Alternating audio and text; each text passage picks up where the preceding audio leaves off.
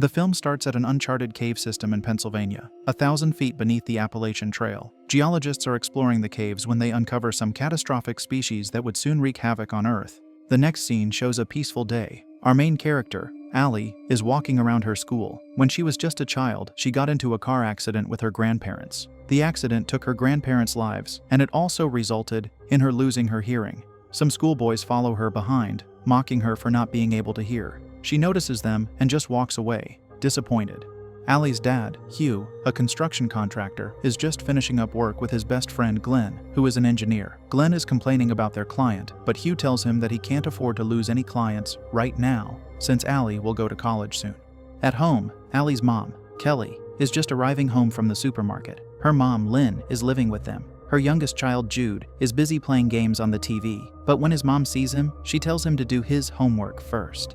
While walking home, Allie is surprised by her close friend Rob, who speaks to her through sign language. He also talks to her normally, since Allie knows how to lip read. Allie gets home and is excitedly greeted by her beloved dog. She greets her grandmother, and then her mom. Kelly asks her where she's been as she arrived home later than usual. She explains that she walked home with Rob. Kelly tells her she should have texted her because she worries a lot about her. She is also very intrigued about her relationship with Rob, teasing her if she has already kissed him. That night, she catches her grandmother smoking. Lynn asks her not to tell Kelly about her smoking, and she promises she won't. As she is about to go to sleep, Rob sends her a strange video of an unusually big flock of birds swarming in an area.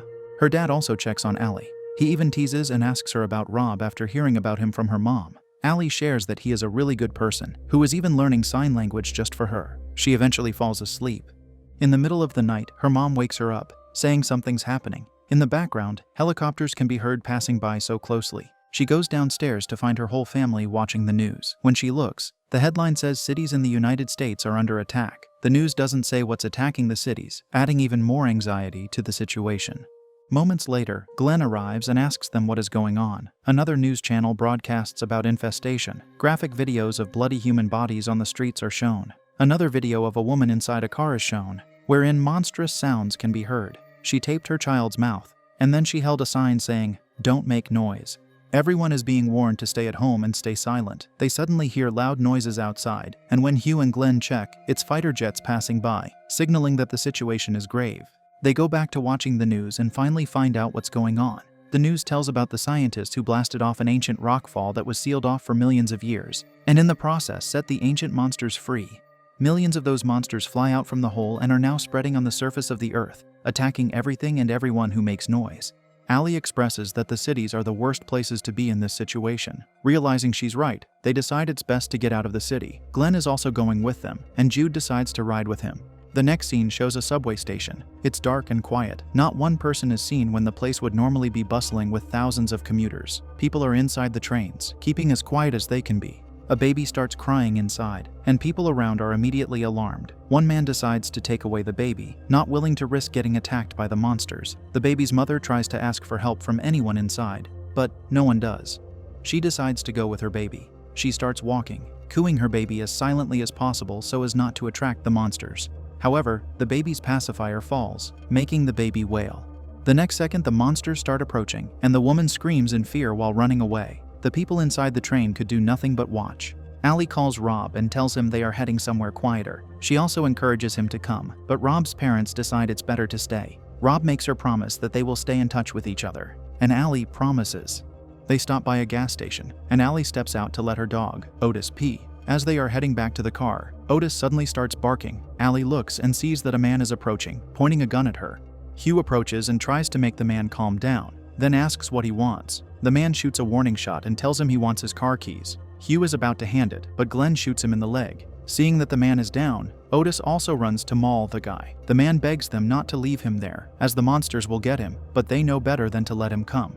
Their journey continues, and Glenn suddenly stops the car. It seems that Jude is suddenly having a panic attack and wants to ride with his family. Allie is researching everything she can about the creatures, and finds out that they are being called Vesps because of how they swarm. It seems that they are not the only ones heading to the quiet countryside, as the roads are jammed with traffic. Glenn tells Hugh he knows another way, and he follows along. As Glenn is distracted, talking to Hugh on the phone, two deer suddenly appear in the middle of the road, making Glenn swerve and fall off a cliff. Hugh immediately checks on him. He is still alive, but his leg is stuck in there. Hugh promises he will get him out. Glenn sees that there is no way to get him out of there, so he tells Hugh to leave him.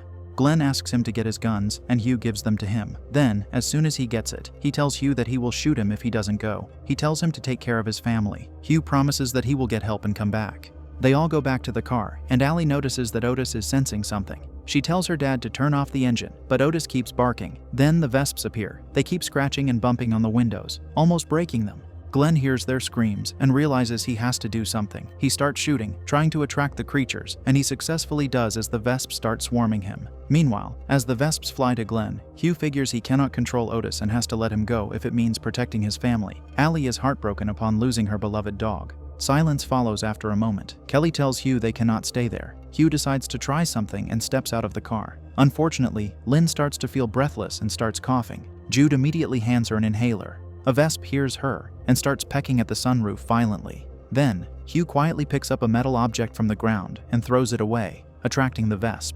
After this close encounter, Hugh shares that the Vesps cannot see, only hear. It's a good thing that all of them know sign language so they can communicate silently. They need a shelter before it gets dark. Hugh tells them to pack their bags. Meanwhile, he comes back to Glenn's car and sets it on fire, saying his final goodbye to his dear friend. The noise of the fire attracts the Vesps around, and they start swarming. This gives the family a chance to get away. They start walking, but Lynn starts feeling weak after a while, so they take a rest. While resting, Jude sees a house nearby. They decide to go to the house for shelter. As they are trying to open the gate, they don't notice the bells attached on top of it. The sound attracts a Vesper. Then, a woman comes out of the house, shouting at them to get off her property, carrying a gun. She doesn't seem to be aware of the Vespers as she keeps shouting. The Vesps start swarming around her.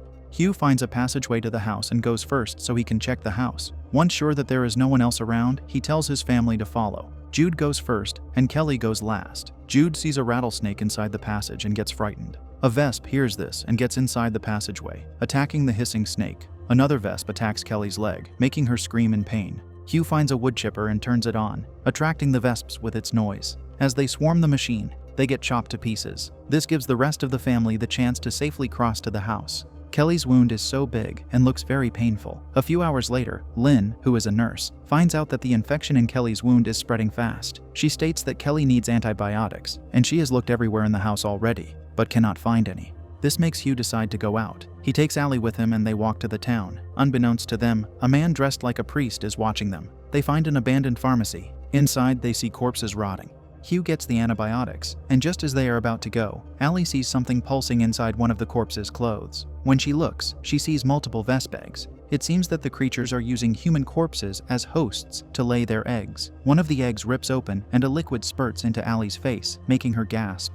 A few Vesps hear her and approach. Allie sees the smoke detector on the ceiling. Hugh lights up a mop on fire and puts it on the smoke detector, making the sprinkler and fire alarm go off. This gives them the chance to safely exit the building. As they are about to head out, the priest from earlier approaches them. He calls himself the Reverend, offering them to join his flock called the Hushed. They are people who have decided to cut off their tongues amid the ongoing apocalypse.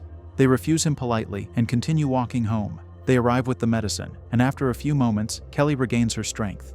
Hours later, they see that the Reverend followed them, even bringing his flock. Hugh goes outside to tell them to leave his family alone. Then, by writing in his notebook, the Reverend points out that Allie seems fertile. This wicked hypocrite desires Allie. Seeing this, Hugh gets back inside and then steps out again with his gun. The Reverend just smiles at him creepily and then goes away. That night, Allie gets a message from Rob telling her he is headed north as he heard that people are surviving up there. She is pleased that Rob is alive and is about to text him back, but loses the internet connection. A few hours later, while everyone is sleeping, Hugh hears rustling outside. He wakes up his family, except for Allie, who is in the other bedroom. Jude looks out the window and sees a little girl standing outside. Kelly decides to let her in, seeing she's alone. The girls seem to be in shock, and they find out that her tongue is cut off. This breaks their hearts. Then, they notice that the girl is hiding something under her clothes. And when they check, they see multiple phones strapped to her belly. Allie wakes up as well, sensing something is wrong. She looks at the window, and the next second, a phone strapped to the glass starts ringing. The noise immediately attracts a Vesp. Then, the phones in the girl's body also start ringing. They manage to turn those off. However, more alarms go off in the house. And then, intruders from the Reverend's cult kidnap Allie. Lynn immediately follows the kidnappers and helps her. Once she sees that Allie is free, she grabs onto the kidnappers and screams, attracting the Vesps. It's her last act of sacrifice for her beloved family. Allie and her mother are heartbroken upon seeing her perish. The worst is not over as the Reverend shows up and takes Allie away. Hugh notices that the noises are being overpowered by the loud thunderstorm. They take this as an opportunity to strike the enemies without worrying about the Vesps. They follow the Reverend's flock and attack them, successfully taking Allie back. Days later, they finally reach the refuge. This is the place Rob was telling Allie about. Here, people are safe from the Vesps as they cannot tolerate the cold temperature. In the last scene, in the middle of the forest where there is a little snow, we see a Vesp sitting on top of a wolf's corpse. It uses the animal's body for incubating its eggs. Then, we see Allie shooting it with an arrow. She's finally together with Rob again. She can't help but think that maybe the Vesps are already learning to adapt to the cold, just like she adapted to losing her hearing. In her mind, she will just have to see which creature adapts quicker, the Vesps or the humans.